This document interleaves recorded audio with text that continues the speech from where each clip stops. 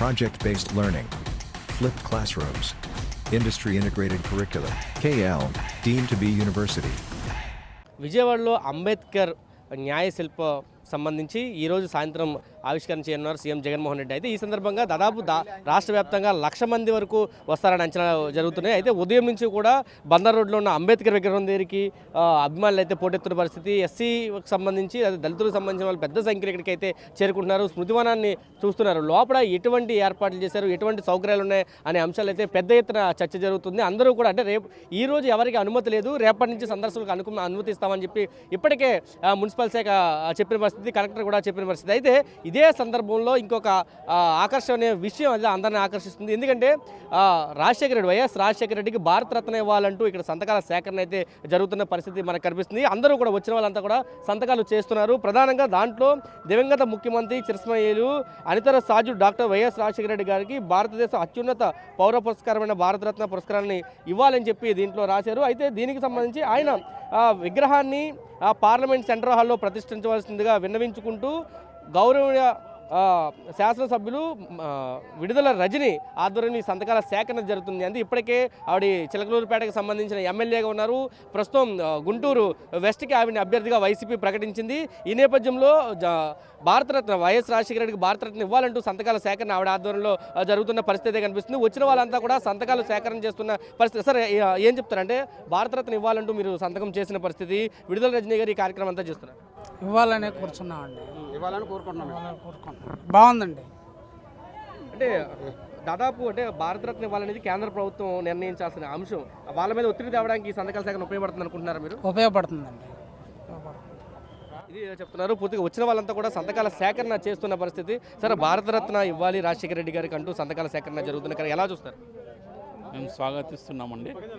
ఆ రోజు ఆరోగ్యశ్రీ అనే పథకాన్ని తీసుకొచ్చి తెలుగు రాష్ట్రాల్లో ప్రతి ఒక్కరికి కూడా వైద్యాన్ని అందించినటువంటి గొప్ప మహానుభావుడు వైఎస్ రాజశేఖర రెడ్డి గారు.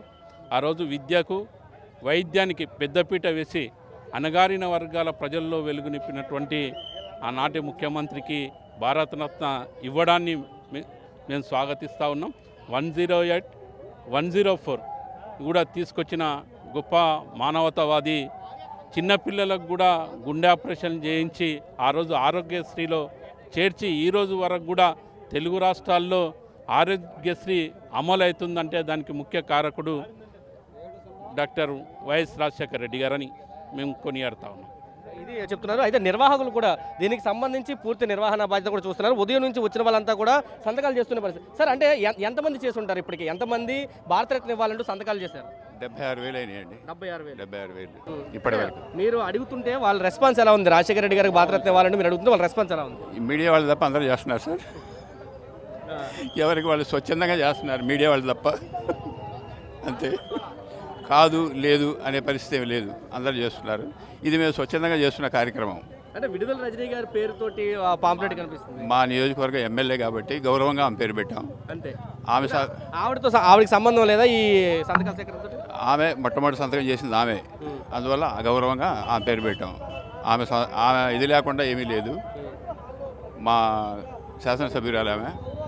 అట్లా ఇది చెప్తున్నారు. పూర్తిగా విడుదల రజని ఆ శాసనసభ్యురాలు కాబట్టి ఆవిడ మొదటి సంతకం ఆవిడే చేశారు. ఖచ్చితంగా రాజశేఖర రెడ్డికి భారతరత్న ఇవ్వాలి, పార్లమెంట్ల హాల్లో ఆయన విగ్రహాన్ని పెట్టాలంటూ అభిమానులు చెప్తున్నారు. దాదాపు ఉదయం నుంచి ఇప్పటి వరకు 76,000 సంతకాలు అయితే చేసినట్టయితే నిర్వాహకులు చెబుతున్న పరిస్థితి. ఇది రాష్ట్ర వ్యాప్తంగా కూడా ఒక ఉద్యమంలాగా తీసుకెళ్తాము, భారతరత్నని రాజశేఖర రెడ్డికి ఇచ్చే విధంగా మేమంతా పోరాటం చేస్తామంటూ నిర్వాహకులు చెప్తున్న పరిస్థితి కనిపిస్తుంది.